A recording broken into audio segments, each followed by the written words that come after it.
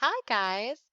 All right, so this is going to be my video to help you on finding the greatest common factor, and we are going to be using the ladder method for this, which is what we used when we were prime factorizing numbers, and we can actually use it the same way for greatest common factor.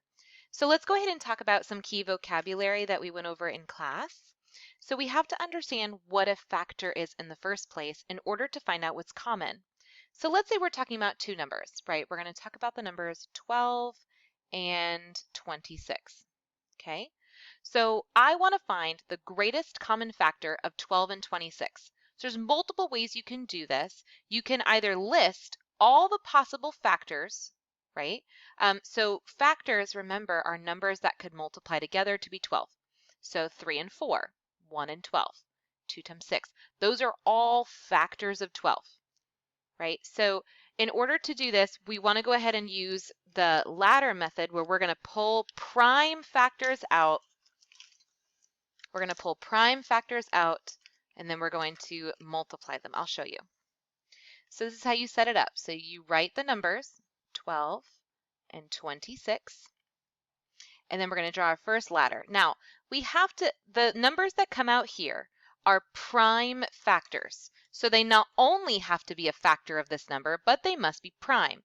If you forget what are common prime numbers, you're pretty much going to be choosing between these. It's like 2, 3, 5, 7, 11. These are all prime numbers. They can only be made, they only have two factors. So 2 can only be made by 2 times 1. 3 can only be made by 3 times 1, and so forth.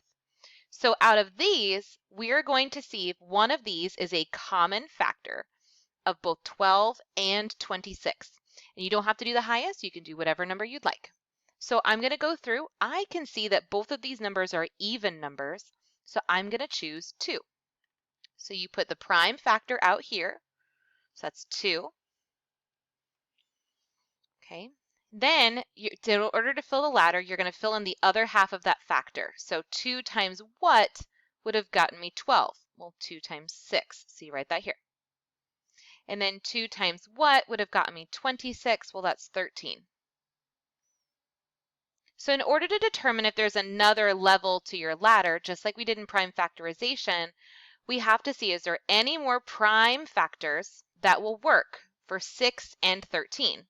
I know there's not because 13 is a prime number, so there's no other common factors. So we are just going to take what's left outside of our ladder, and that is our greatest common factor. All right, let's do another one.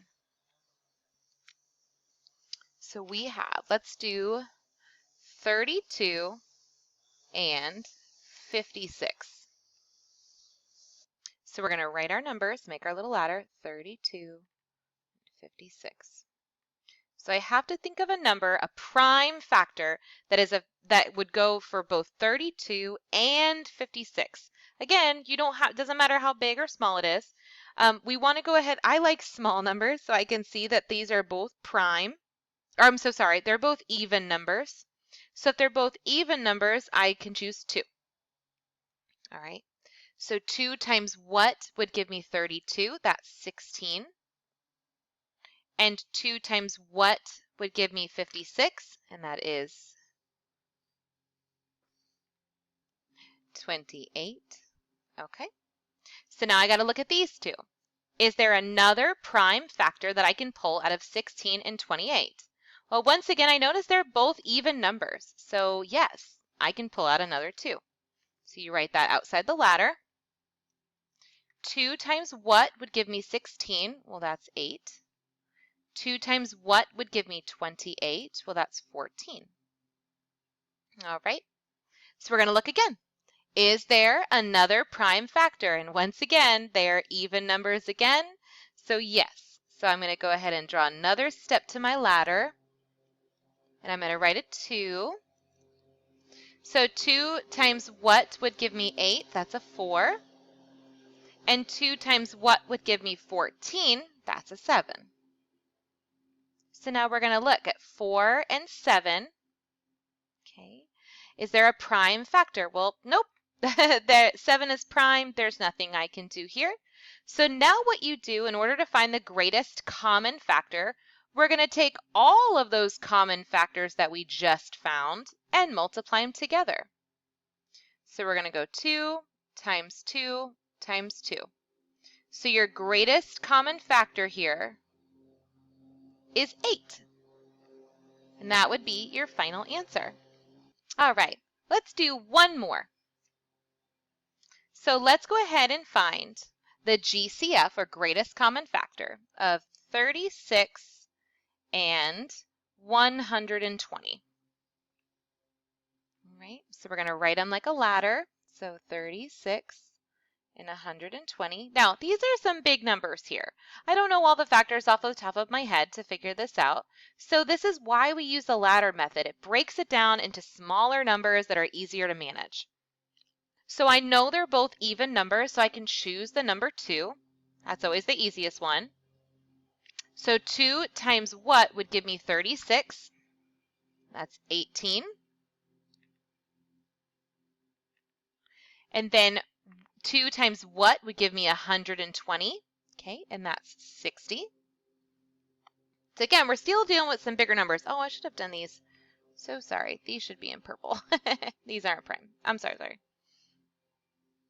All right. So once again, we have 2 even numbers. That means I can break it down by 2 again.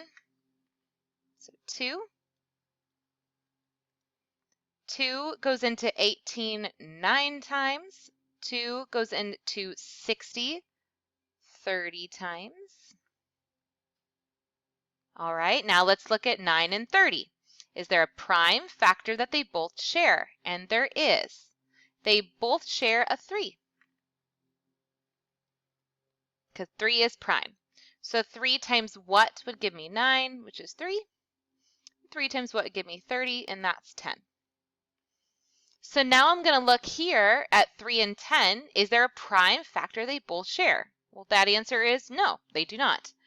So now I'm going to take all of those prime factors I found and you just multiply them together. So 2 times 2 times 3,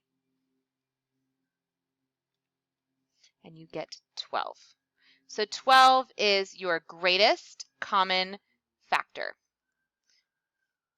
So just to review in the video, just so we make sure we're doing everything right, we want to go ahead and find prime factors that go into both numbers, and you keep going down that ladder until you cannot anymore. Then you take all of those prime factors and just multiply them together, and that's how you get your greatest common factor.